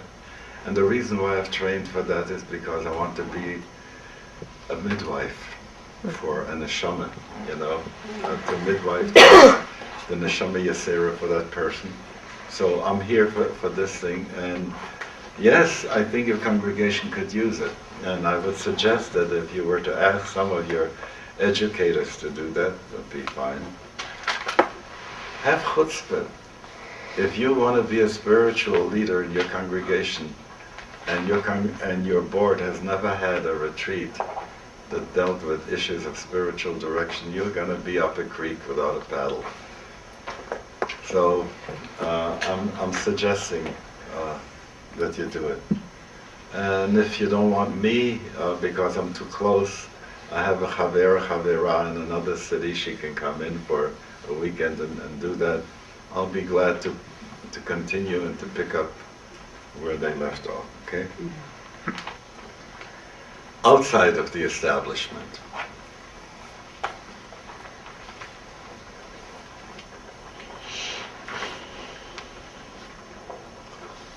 Here in Boulder, we have been having a remarkable phenomenon which has been happening elsewhere too, and that a number of people who are born Christians approach us and they say, we want to participate in your life, we want to become Jews. And Gene Houston calls these people psycho-Semitic. And you know, it's a good word because then the neshamas are already in that place. It's like it says, Yomana Yisrael, Yomruna Beis Aharon, Yomruna Yireh Hashem. That there were in the time of the Beis HaMikdash, there were some people who were the Yireh Hashem, who were not Jewish, who would come and participate in what we have to do. Some of these people will come to you for spiritual direction also. Maybe some rabbis are going to refer them to you, and that's very important. To be able to say, when you are applying to rabbis to tell about your work, to say, look, you're going to get a lot of people who are interested in conversion, so on and so forth. In order to clear their motivation and their inner work and so on and so forth, I think I can be of help here. Recently I've been taking the tack, I'm not happy necessarily with people who have had a low threshold and come in, because after a while they don't, you know, I look at some of them and I see spelt a bissel, you know, a little bit here in Shabbos and here a little bit and other things, because, and they mean it, they're not bad people. But the more I start looking into the issue of the Ger Toshav and the B'nai Noach thing, the more I feel that there is this great interest now among people who say, I don't think Jesus is God, but I'd like to be in the same religion Jesus was. And when you talk to most people today, rabbis are so afraid that if anybody comes and says, I want to be of the same religion Jesus was, that they think, oh, the Messianics and they're coming and this and that. One person is going through a very hard place in Arizona today because he opened a congregation for anusim, for people who have conversos, you know, come back. And right away there's some other people who are accusing them of doing this, that he is sort of secretly trying to convert people to Christianity. We have to get the allergy that we have for Jesus and for Christianity. We have to take care of that. And then we have to look at the people who come to us and say they want to live that kind of religion and help them out. Remember how often we would think badly about Paul, Shaul, yeah, of Tarsus. Oh, he's the one who did the great trouble. Jesus is not so bad. But then Paul came and he abegahaged Christianity and so on and so forth. If I look at him and I see that here is a person who wanted to bring to people just the same way as Vipassana has been bringing Buddhism for export, he wanted to bring to the Roman Empire Judaism for export. So Tvila yes, Mila no. You know, Mitzvahs Masias you don't have to have anymore, and so on and so forth. He was trying to bring a de-ethnicized Judaism. Take what happened to Zen. We got a de-ethnicized zen, not with all the Japanese that usually goes along with that, you know. How much the Ramakrishna people, when they brought Hinduism to us, the Sufis of Hazrat Inayat Khan, have left a lot of ethnic flavor behind, you know. This guy says, I'm a Hindu without curry. You know, a Vedantist without curry. And you understand that. So these are people who are going to apply to you, and they will also be very serious about the spiritual work that they want to do. And I would like you to hold open for them a way to be B'nai Noach and Gerei Toshav, and to create even among them support groups for doing that. At one point I was talking to people that I want to see a Gerim Anonymous. You know? Christmas comes, Easter comes, and so on and so forth, and they all are going through very hard things and they don't find anyone they can talk to. And so if you have some people who you could put in charge and say, would you help other people during that time? If the Gerim in your congregation, for instance, would be able to meet before Easter or before Christmas and start talking about what they anticipate and how to be able to handle that, and to handle family and still commitment, that's going to be important. But you can help the people who are the B'nai Noach a lot more easily than you can help the other people, and I wanted to share this with you. Why it is good to receive spiritual direction from time to time from somebody outside of our own traditional framework. There is a sense of getting caught up in dvarim shel mabekach, of detail of our own religious path, that when we can hear from somebody else who is outside of that, it's very powerful. I came to Howard Thurman not knowing whether I could take the class in spiritual direction, the spiritual disciplines and resources. And I said, Dean, I don't know, maybe my anchor chains may not be long enough. And after a while he answered me and he said, don't you trust the Ruach HaKodesh? Mm-hmm. He said it in the Hebrew words, don't you trust the Ruach HaKodesh? I never had gotten such a zetz from any of my Rabbis. Mm-hmm. You know what I mean? Mm-hmm. It is when somebody can put a finger on that thing which is outside of the system and create a moment of shock with you, and you say, yes, am I relating to the Rebbeinu Shalom is important. Rabbi Zalman. Okay. The rest of the week, it's not enough. It's not enough. It's important for family and for other people and for the people in shuls to know that. When Mark Solovey was being installed here, you were there at that time? Yeah. So I told him that story about the congregation, that story about the president, the vice president walking by the rabbi's office, and they see how he's sitting and learning Gemara. And one says to the other, I thought we got a finished one. Okay? So it's really important to know that you aren't finished. Okay? So to allot a life space and time to do the inner work. So I'm done with this geschäft, and let's see now what comes to you that you would want to. I know I was talking because I wanted to pack the time with stuff that I had here that I prepared, but what comes up for you now?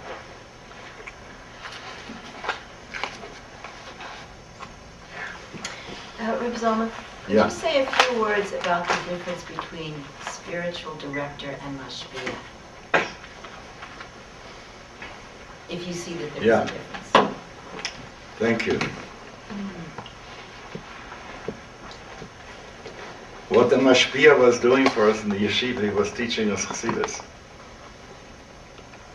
he wasn't just there for when we came to ask questions. You know. So the shiur that we would have in the morning was, before the davening, we had an hour shiur of studying Chassidus. Now, what was that supposed to do for us?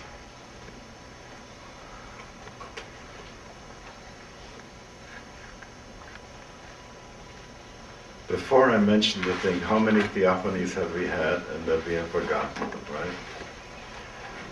When I look at people who don't have any preparation, conceptual preparation, awareness, preparation, and something important happens to them, a day later they have forgotten what it was. All they can say, it was so great, I had this feeling and so on, but they don't remember what it was. What Kabbalah, Hasidus, Vedanta, Sufism, Christianity, all these things they have done is giving us means by which the mind can wrap itself around what the neshama knows.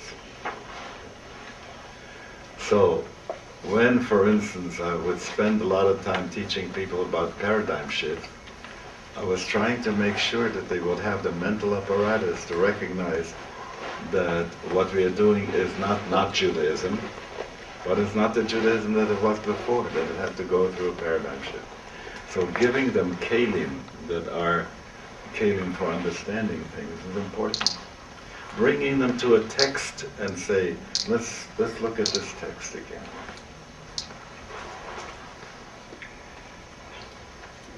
Vayigash Elav Yehuda. Okay? Let's do this Sedra a little bit. I'm so sorry that we have a whole week between the accusation of Yosef and Yehuda's response. Because if it were up to me, I would want to begin the narration, from the moment on that they're brought to Yosef after the stealing of after finding the cup. And then building that scene and having the narrator talk, and then having Joseph talk, and then narrator says, and now Judah comes over to Joseph and says, well, let me tell you a few things. Right? So you get the sense how the scene becomes alive.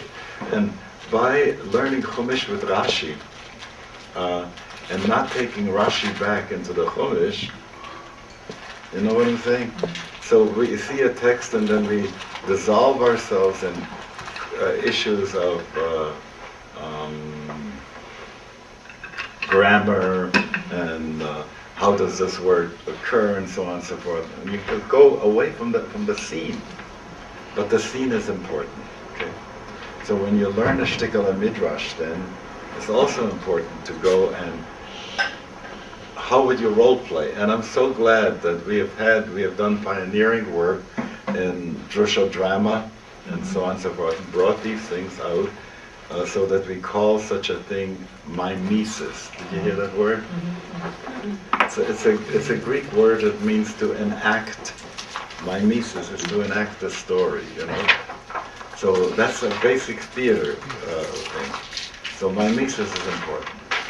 But then there's another element. You study a text and you go like this.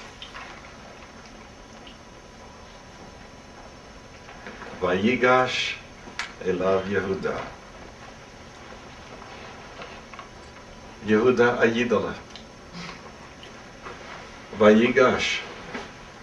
Ein Hagosha Elaloshem Tefillah. So what does it mean? Ayid Shtotzach Davenin.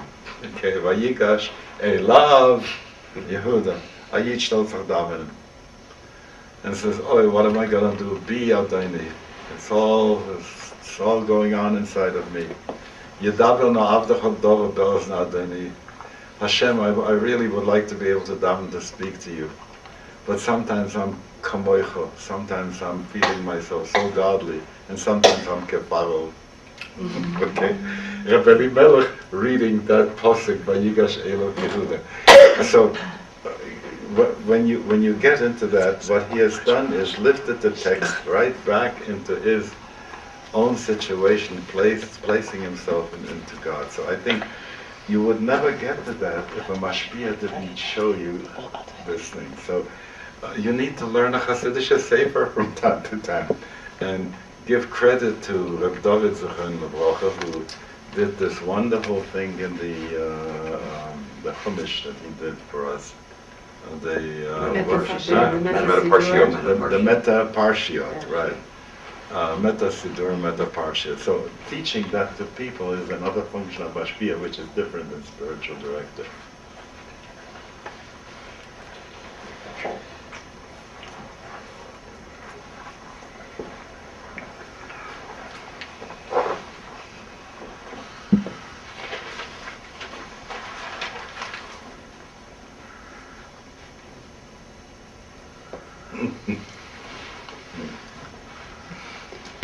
I look at you, Shalom Leben, and people come to you with such, there's a wonderful posik in Tehillim.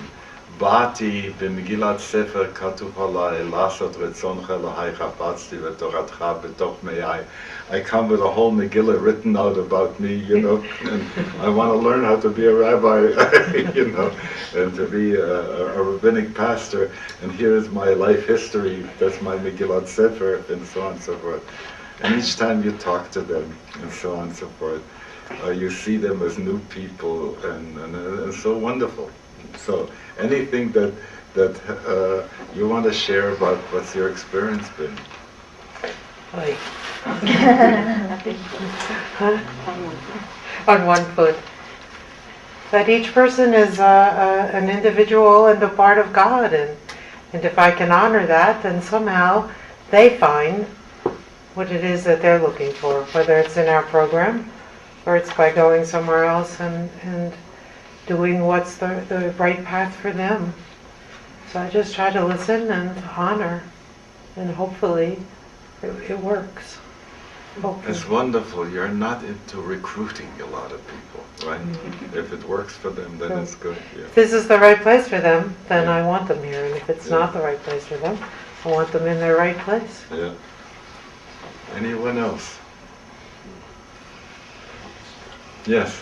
I have a personal question about getting beyond the fear of not doing harm, but not being able to be fully present for someone. There's a phone call that's come a couple of times, and I think I need to respond to it, and it's a very complicated situation that I'm not sure I can handle.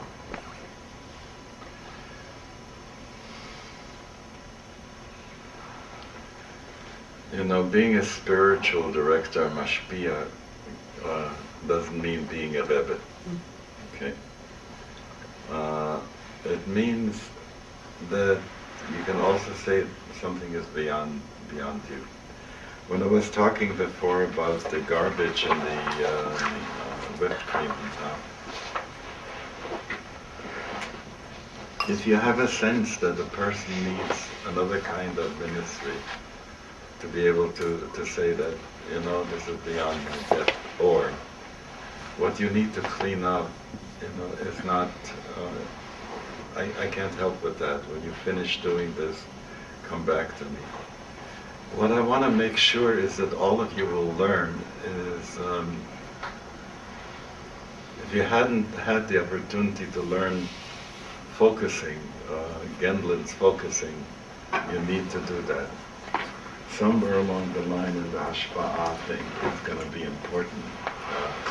I've sent several people to Eugene in New York, and it would be kedai if one or two of our people could have several sessions with him. And you'd be willing to do that. Reb Goldie has been trained by him. Right. Mm-hmm. So perhaps we can work it out with her when she's here at the intensive to do some of that with us.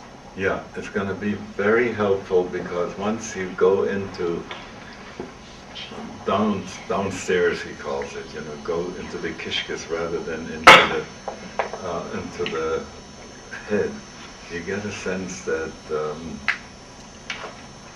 ba'asher husham, you know, just where you really are rather than where you think you should be.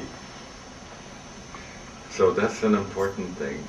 So when you feel, after you've done your focusing, that other person is asking of you something that is dangerous because it's beyond your capacity to do, then it's so much better to be able to tell them.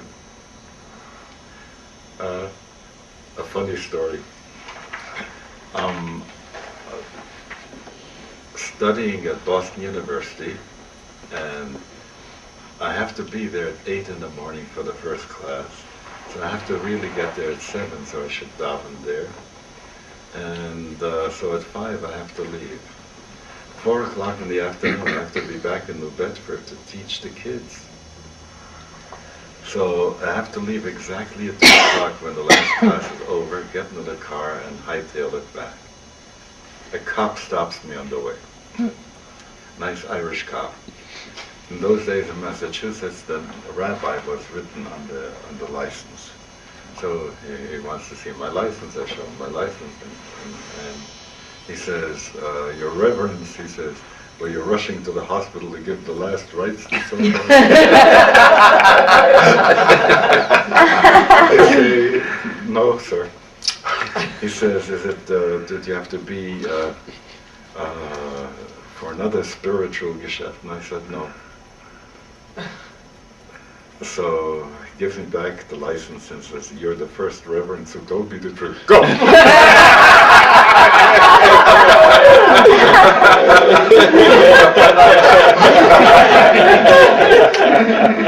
That's a great story. So could you talk for a moment on that same line about the difference between spiritual direction and more psychological counseling, and how you see the difference in that? I don't know that, you know what I'm saying, when you look at a process, the rainbow. Yesterday was a gorgeous rainbow. Gorgeous, so gorgeous. One rainbow. Oh, that was just Double amazing. rainbows here. Amazing. Morning Where? rainbow. Huh? A morning Morning rainbow in the rainbow. western sky that was so gorgeous. So, when is blue over and does green begin? Yeah. Okay? So it's the same way. When is psychotherapy over and spiritual direction begin? You tell me. Okay. It's very hard to make those lines. Later on we can impose the lines on it and say, oh, this is largely where spiritual direction is, but it keeps going back and forth. It's a full world thing. Okay. Thank you. Okay, yes. My question is, like, sometimes I feel that my spirituality is not so much grounded in Judaism, and that what I'm conveying is not from a Jewish place, but from a different place. Well, I don't know. This is. I remember the day Art Green was describing to me the discovery that God isn't Jewish. Yeah. You know, I remember when I had my first acid trip, I felt it wasn't Jewish enough. It was more Buddhist about it. I don't know. I don't think we should worry about that. I remember Trudy Weiss Rosemarin and Abihul Silver. Each one wrote a book. Judaism and Christianity, the differences, and the other one wrote where Judaism differed. And what they did was, Judaism is only where it doesn't agree with Christianity, and that's such bullshit. There's so much overlap, right? And so, the only thing that I want to say is that when you do the spiritual direction stuff, and you can bring it back to the davening and to the sedra and so on and so forth, so it should feed that. I think that's how to do it, rather than feel upset about the fact that some of these things are, what I really like to call it is just generic spirituality, you know. It's not this or that. And we also have to use the generic spirituality to juice therewith also our ethnic and specific Jewish stuff. I'm running out of steam. One more if you have, and then I think I'm going to go with the broche. No, if there isn't one more, that is good. Okay. Rabbi Shalom, these are good people. They're here for a good reason. And just as you have with Yitzchak Avinu, Vayizra Mea Sha'arim, that out of the seed came 100-fold thing, let their time and the Dibuk Chaverim that's over here strengthen them so that Nasa Mocham Libam Zakim Elef Amim Kocham, more and more clarity, more and more beauty, and take away from them a lot of the tzoros.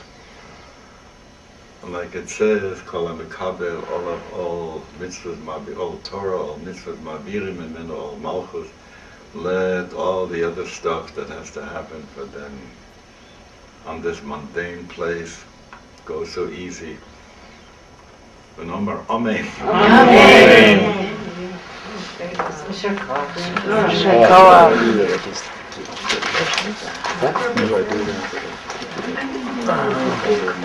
Don't leave before we finish.